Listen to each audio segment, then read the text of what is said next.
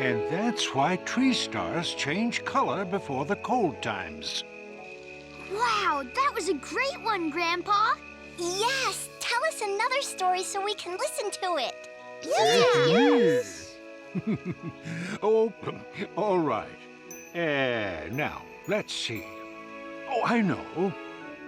Once many cold times ago, there was a young Longneck named Star Watcher. Every night, he climbed to the top of a hill to look at the sky stars. But one night, the sky stars decided to come down out of the sky.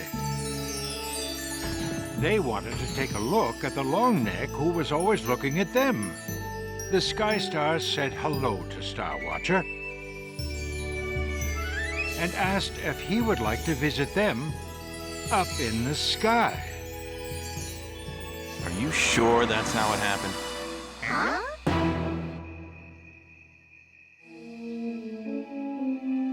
I'm not so sure you're telling that story right.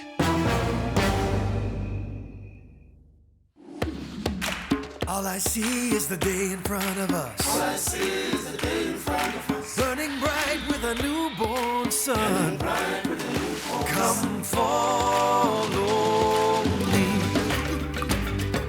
Hills to climb and valleys to roam. Oh, streams to follow all the way home. To the land before time. Before time.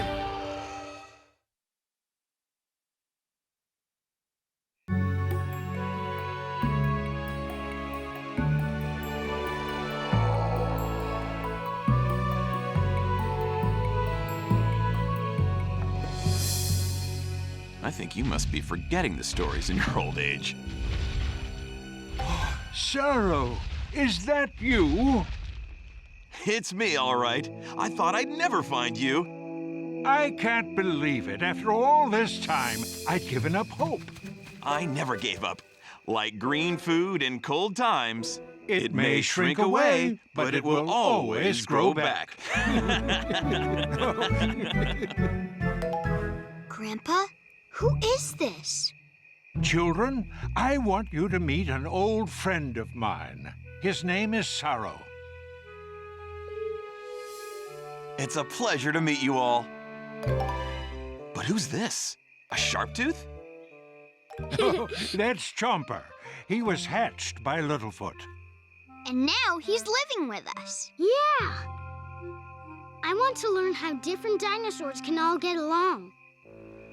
Well, you couldn't have found a better teacher.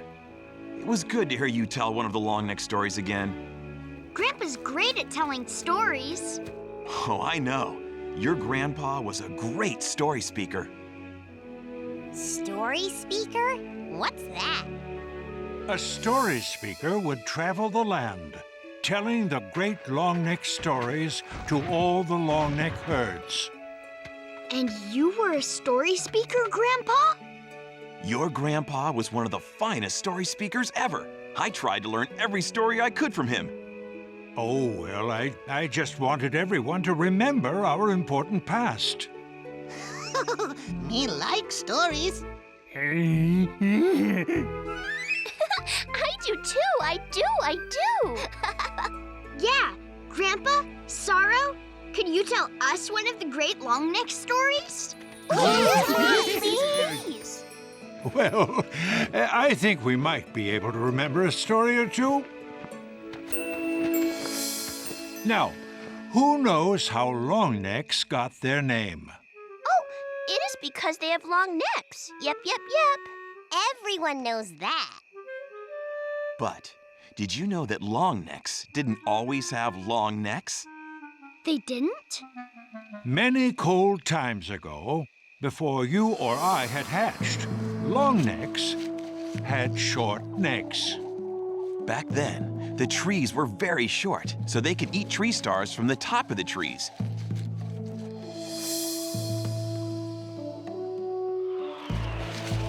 The trees would sing to the bright circle every day as it crossed the sky.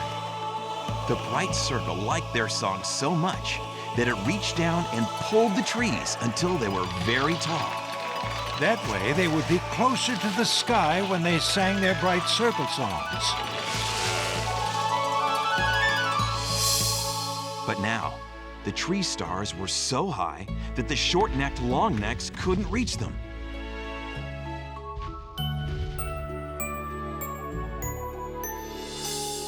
That night, the night circle felt sorry for them and reached down to comfort them.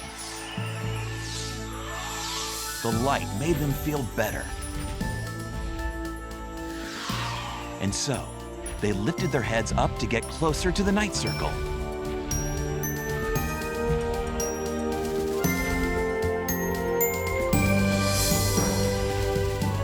In doing so, their necks stretched enough to reach the tree stars.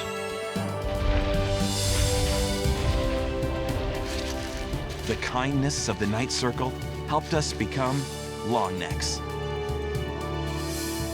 And that is how longnecks got their long necks. That was a very good story. Yup, yup, yup.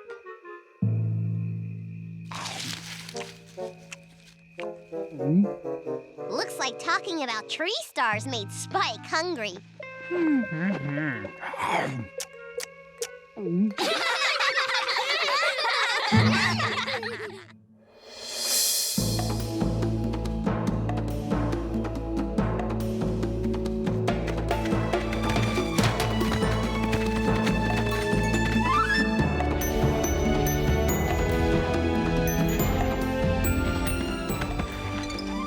Must have been great to get to tell stories all the time.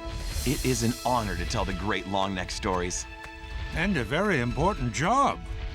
But some of the longnecks have begun to forget their stories. That's why you have to come back and be a story speaker again. I don't think I can. We'll travel the land, telling everyone the Great Longneck Stories, just like we used to. It sounds like a nice idea. So, you're going to be the story speaker again, Grandpa? Of course he is. Saro, I'm sorry. I know how important the stories are. And I loved being a story speaker, but that was long ago. Things are different now. What do you mean, Grandpa? My place is here in the Great Valley, with you and Grandma and all the others. But you're the story speaker. The longnecks need you. I need you. I can't tell the stories on my own. Saro, I am very sorry, but even though my days of wandering have passed... Then you've turned your back on the longnecks and all of our traditions. Saro, wait! I have nothing left to say to you.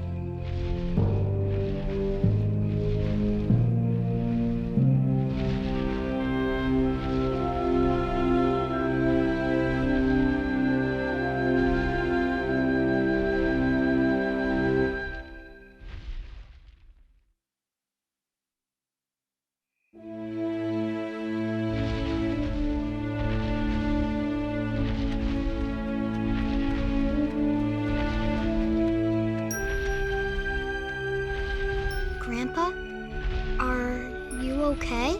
No, I feel bad for Saro. He's hurt and angry, and I don't want him to feel that way. I had hoped he and I would be able to tell the great stories together. But those days are long gone. Remembering is a kind of a funny thing. It makes me think of time gone by. Friends are made by saying hi. Thoughts I'll always hold dear. Remembering makes reappear. But even when the thoughts are sad, I'll always have remembering.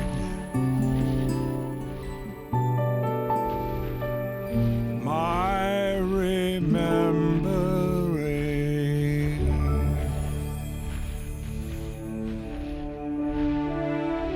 I had hoped Saro would someday become a story speaker. He knows the stories as well as I ever did. Why didn't you tell him? Well, I never had the chance. And now Saro's too angry to listen to me. Well, it's sad, really. I've already begun to forget some of the Longneck stories. I can't let the Longneck stories be lost. I've got to find Saro.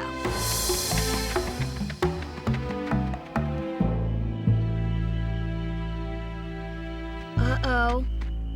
Saro's footprints lead out into the mysterious beyond.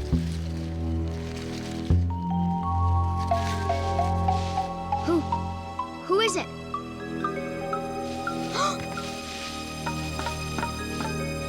Come on out. I'm not scared of you. Why would you be scared of me? Oh, Chomper. I was just... What are you doing? I'm following you. What are you doing? I'm following Saro's footprints. I have to bring him back. Grandpa wants him to be the new story speaker. Wow! Then you're gonna need my sniffer so you can find him fast.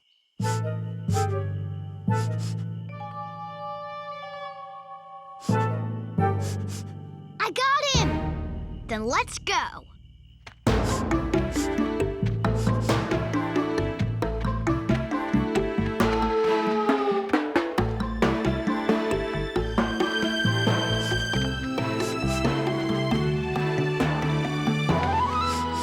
He went into the fast water. Wow, it looks big. Maybe to us, but Saro's a full-grown Longneck. He could just walk across. Maybe we can walk across too. See? It's not that deep. Whoa! I think it might just be a little too deep for me to walk across. It might not be too deep for me. See? Can I get a ride? Sure, hop on. Thanks.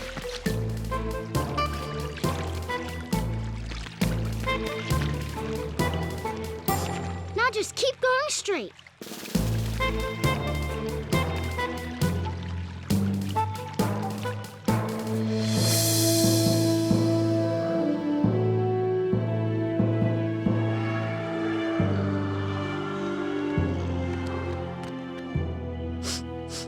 A big long-necked like Saro probably just stepped right over this ledge.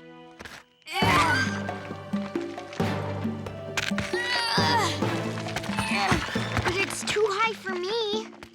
Almost! Almost! Not quite. But maybe a whole pile of rocks will help us climb over. Too bad Sarah's not here. She's really good at pushing things around. There.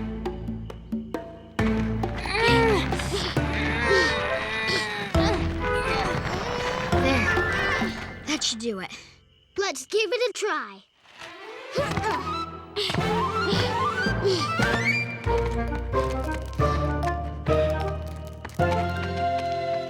Yeah, it worked, Littlefoot. We make a pretty good team, Chomper. Yeah, we do.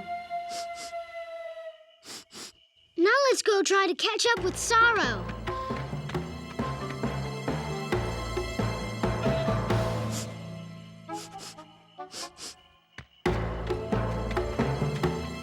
His smell is getting stronger.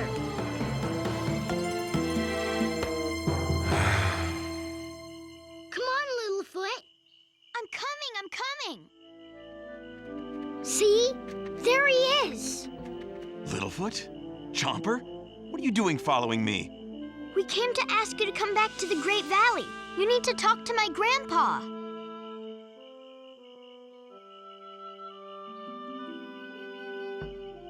I don't have anything more to say to him. Why are you so mad at Littlefoot's grandpa? If he doesn't come with me to be the story speaker, all the great stories will be forgotten. Well, why can't you be the story speaker? Well, because he's the story speaker. I can't do it by myself. I can't.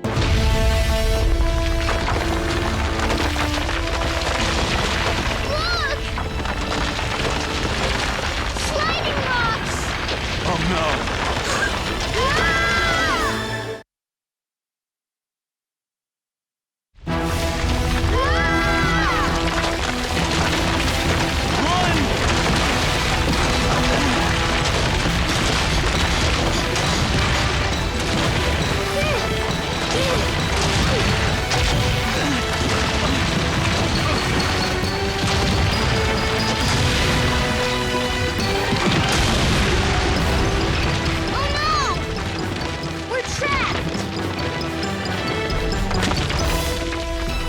Get on!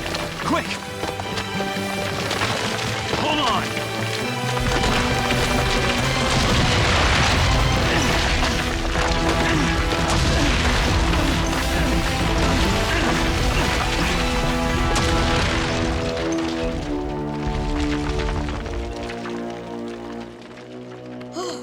Thank you, Saro. You saved us. You shouldn't have followed me. Those rocks are now blocking the way back to the Great Valley. Oh no, we're trapped.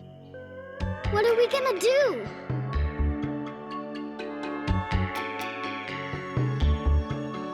We will be okay. Maybe we can climb over. There's no way. We might be stuck here forever. Chomper, just take a deep breath and calm down. I don't think I can. It's dark and it's stuffy. Close your eyes. Think of a sky filled with puffies until we can find a way out of here. But what if you can't dig out of these rocks? What will we do to survive? We'll make it home alive. You must believe we'll succeed. I hope you're right.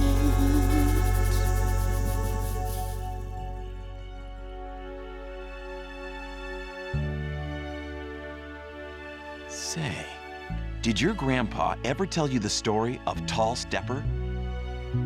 Tall Stepper? I don't think so. Tall Stepper grew up to be a great Longneck leader. But when he was young, just about your age, he learned a great lesson about being brave. Tall Stepper and his little sister were playing one day and having a great time. They were having so much fun that the wind became very jealous. The wind swirled and blew around Tall Stepper's sister and carried her into the air and up into its wind cave in a tall, tall mountain. Tall Stepper was scared to follow the wind up into its wind cave, but he knew that if he was going to save his sister, that is what he would have to do. When Tall Stepper reached the cave, the wind made a deal with him.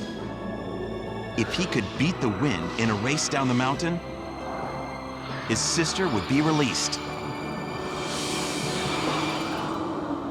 Tall Stepper knew it would be dangerous, but he knew he had to do it to save his sister.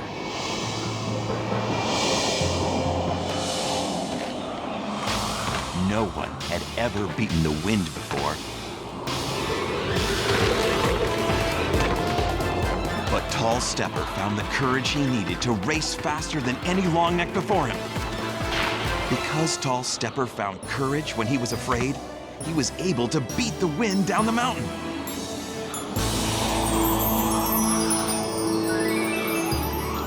The wind kept his promise and brought Tall Stepper's sister back from the cave.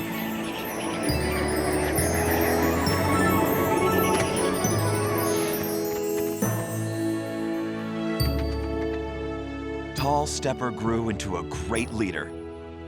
And whenever he needed to be brave, he remembered how he once had the courage to beat the wind. And sometimes, when I need courage, I think of Tall Stepper too. Wow. Thanks for telling us that story, Saro. Yeah. I feel better now. Littlefoot! Littlefoot! Grandpa? Littlefoot!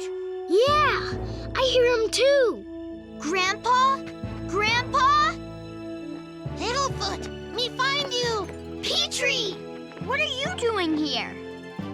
Me find them. Everyone, over here.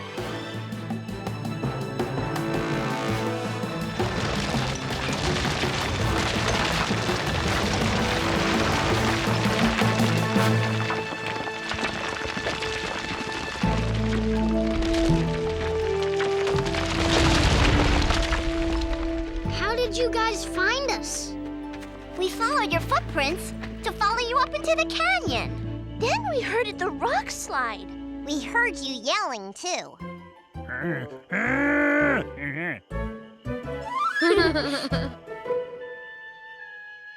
Saro, there's something I want to talk to you about.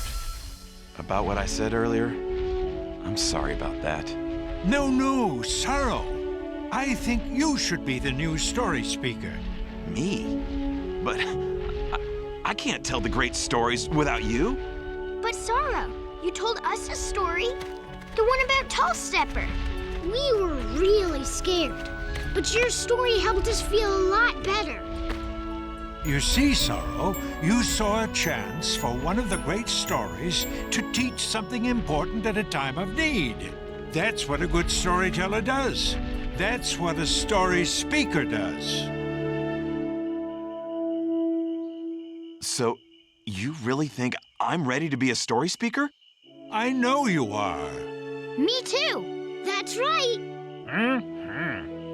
I just wish I had told you earlier. I don't know what to say. I thought story speakers always had something to say. Maybe you're right. In fact, this reminds me of the story about the very first story speaker. Her name was First Voice. One day, First Voice came upon a great cave. But when she walked into the cave, she began to hear the